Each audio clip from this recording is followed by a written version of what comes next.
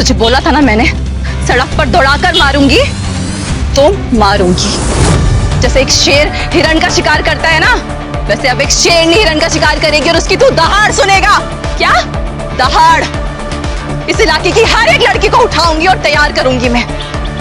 वकील अंजलि अवस्थी सामने खड़ी रहेंगी और उन्हीं के सामने तुझे मारूंगी मैं।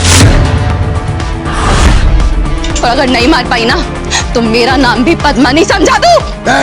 क्या बोल रही है तू?